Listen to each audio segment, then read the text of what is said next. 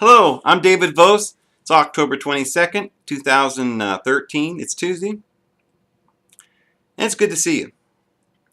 Well, I want to continue on with the same line of thought that I've been bringing to you the last 3 or 4 videos. Got quite a bit to say today. Again, I don't have anything written down.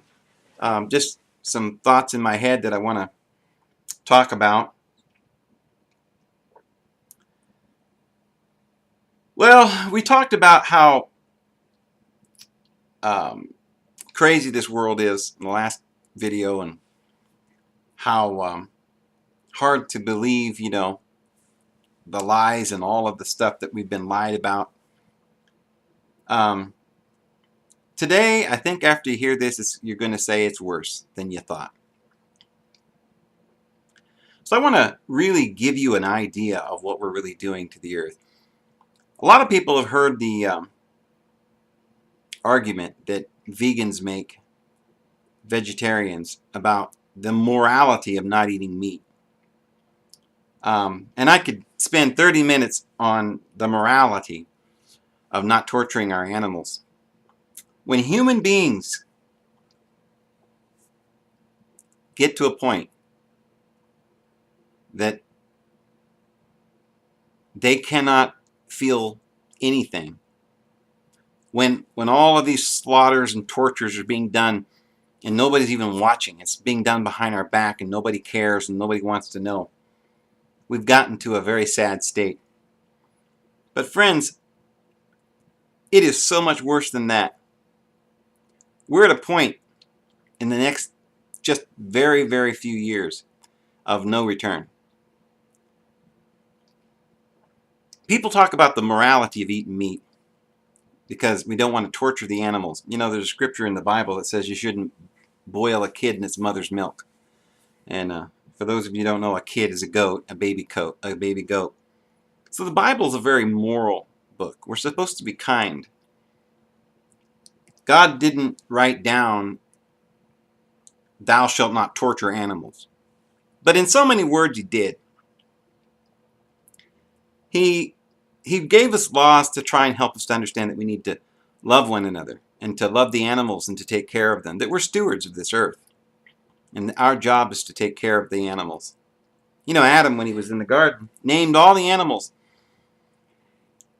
And in that Hebrew language, in our language, it just says he named the animals, and it just sounds like he walked around saying, "You're going to be a goat, and you're going to be a horse." But in Hebrew, it's a lot more difficult to name something or someone. Nowadays, we have a baby, and we just say, "Well, we're going to name it Phyllis after its grandfather," or something, or whatever. But in those days, like the Indian culture, somebody might have been named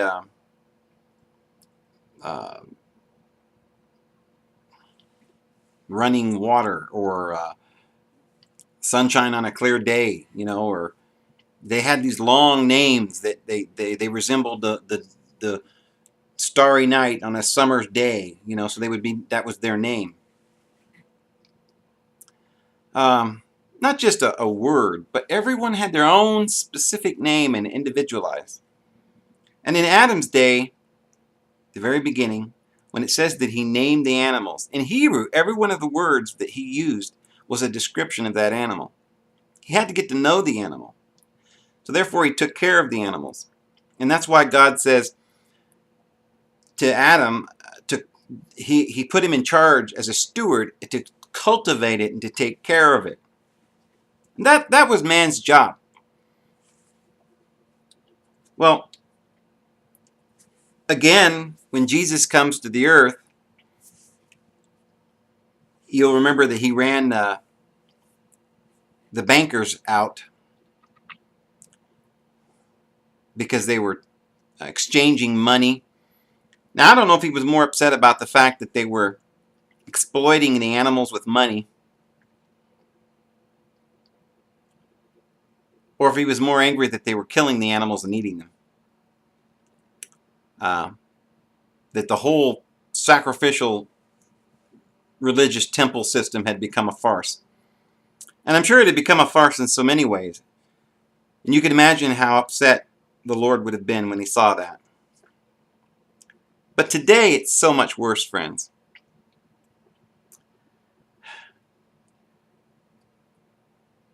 What I'm about to tell you is that if you think it's immoral to eat meat on the basis of the fact that we may torture the animals, it gets worse. What we're doing with the agriculture is even worse. There's more of an argument to stop eating agriculture than there is to stop eating meat. And I wouldn't eat meat for the very reason that it's torturing the animals. I wouldn't eat the meat. I think it's a moral decision. But it's even more immoral what we're doing to the earth, to Mother Earth. Imagine 1 acre of ground. And on that acre of ground, we're going to go back, say, 5,000 years, when we come to America and there wasn't any people there, and there was nobody, there was no cities or anything. Now there was grass, and there was tundra, there was rocks and soil and minerals in the soil. There was bugs, worms, birds, mosquitoes, insects. There were deer, buffalo, wild turkey, pheasants, quails, hummingbirds, squirrels, rodents, rabbits, mosquitoes, perhaps thousands of different kinds of animals. And that only covers animals and insects. I mean, there are literally maybe millions beyond millions of microorganisms that are in the ground. Well, today, when we came to this country, there were 60 million buffalo, it's estimated. We killed every last one of them and brought in 40 million cows. We took those cows off that land, that 1 acre, put them on concrete in the city to live. Now they had to have something to eat, so we took that acre of ground, we turned it into corn. We took a tractor, plowed it under, there's no more grass, drove off the flowers, the butterflies, the bees, the animals, the hummingbirds, the turkeys, the ravens, the starlings, the robins, the magpies, the mud daubers, the weasels, the badgers, the raccoons, everything.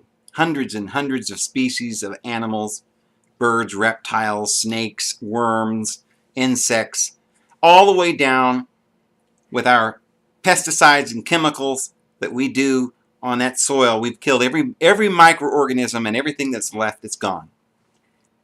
And we've done that almost worldwide now. And then it doesn't stop there.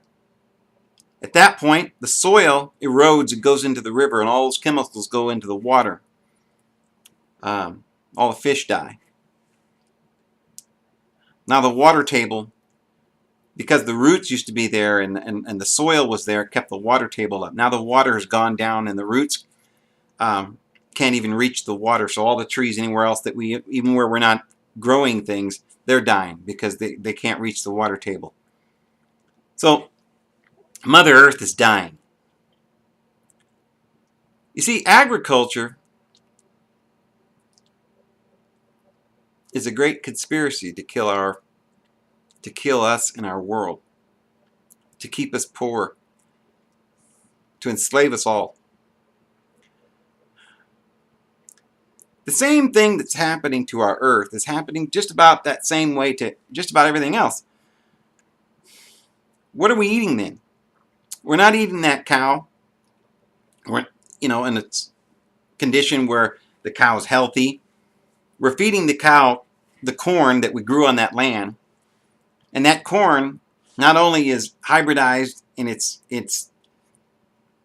we've put hormones and GMOs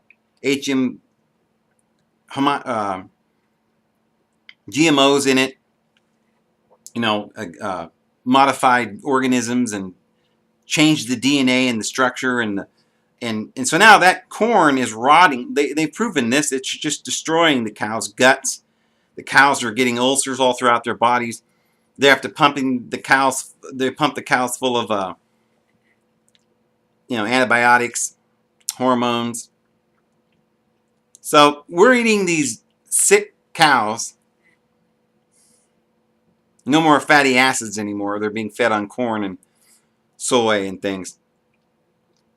It's bad for our health. We're dying. And they're feeding us drugs to combat the diseases that we're getting. And we're killing the earth in the same foul swoop.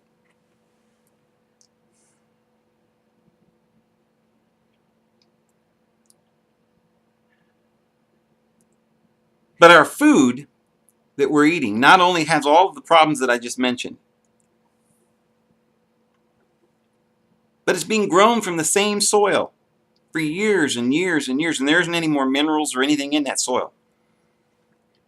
Now this food, the corn, all the corn that you buy, all the soy, all the wheat, all the oats, all the beans, all the peas, the peanuts, and everything that you go to the store and buy, the squash, the corn, the pumpkins, it's got any more minerals.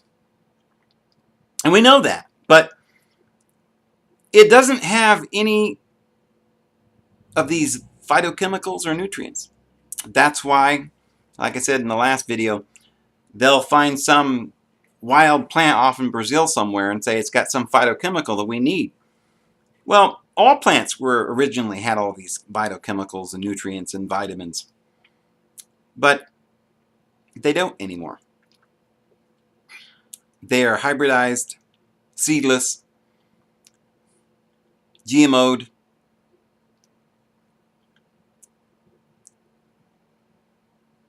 and they're making us sick, and they're killing Mother Earth. They're killing the animals. They're torturing Mother Earth and the animals, and they're torturing us. It's a vicious circle.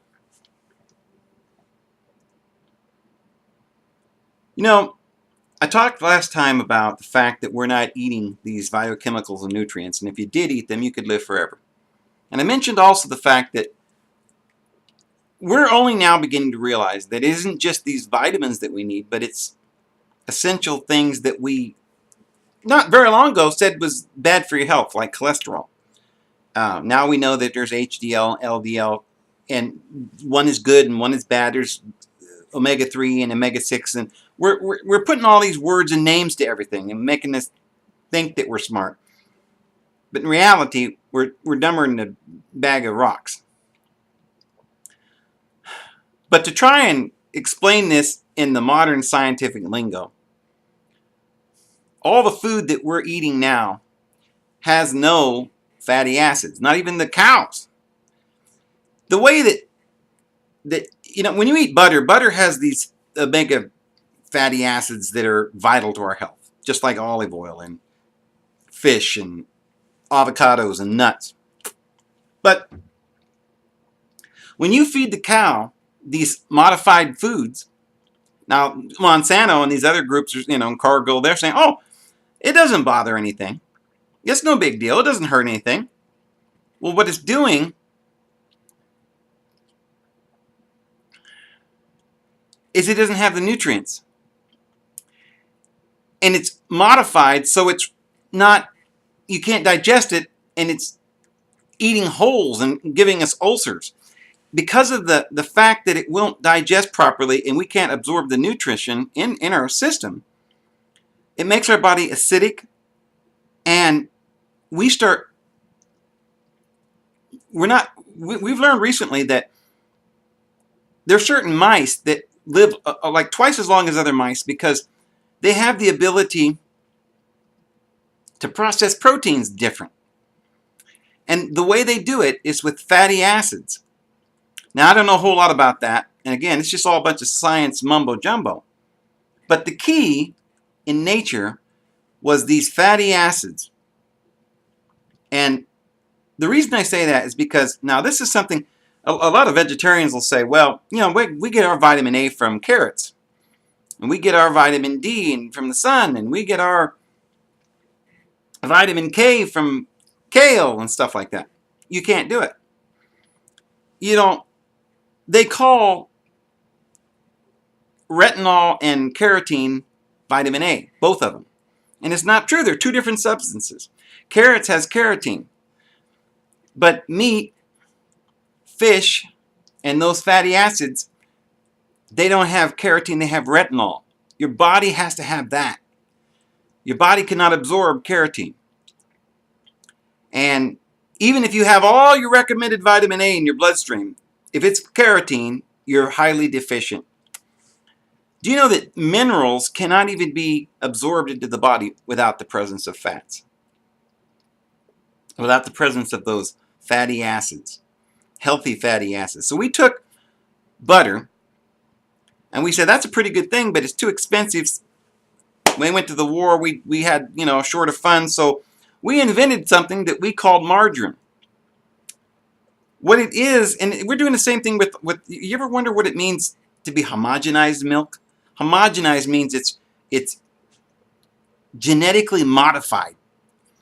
The genetic strand of the milk has literally been changed into a longer chain of DNA, so that way you can't digest it. And the reason they do it is because they don't want the fat that's in the milk to get all clogged up there and look bad. They want it to look all the same. Isn't that ridiculous? And by homogenizing the milk, it's killing us. Milk is just like margarine. It's supposed to be like butter. It doesn't have the correct kind of fatty acids in that chain, that short little chain that is capable of being digested. So all the milk that we're drinking isn't able to be digested properly. Just like this margarine is, you ever get petroleum oil on your fingers and you can't get it off without detergent? Well, that's the way it is with this margarine that goes into our system. It doesn't come out of our system once it goes in because it doesn't absorb and burn up as energy. So it just stays in there. And the milk is doing the same thing. It doesn't digest correctly. Now, the reason I said that is because that's exactly what's happening to the fat that we're eating from the meats. Because they're feeding these cows these genetically modified foods, and it's literally genetically modifying the fats into a different chain length, which can't be absorbed. And therefore, our cells cannot reproduce themselves, and they begin to make mistakes, and they create cancer. And they don't have the ability to then, without the proper kind of oil, the fatty acids in the proper chain, without the homogenization, without the all that they're doing, so we can't absorb the minerals. And minerals are very, very important in the reconstruction of our protein in our cells. You see, we need the kind of iron that's called hemi-iron because it helps with the synthesis of hemoglobin in our blood, because it works with oil-based fat and not the water-based. That's what carotene is. It's a water-based rather than an oil-based vitamin A. And it can only work in parts of our body that's water-based. It can't go into the fatty acids in our brain, so we get Alzheimer's.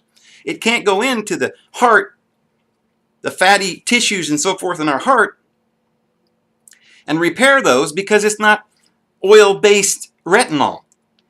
And this is the same with all of the vitamins. Vitamin D, we say, oh, we get vitamin D, we're doing fine, but we're not getting vitamin D3, which is oil-based. And then they say, well, we got vitamin K, we're getting it in the broccoli, and we're getting it in the kale, and we got plenty, But again, it's water-based. We need vitamin K too. So, from the soil to the animals to our bodies, it's all immoral. And we're all going to die for it. And now what little bit of minerals and things we have left in the soil is being washed out right now as we speak into the water, killing the fish. And once the fish die, Mother Earth will be dead as well. So really, that's all I have to say today, and hope you guys have a very great rest of the week, and we'll catch you next time. It's David Vos.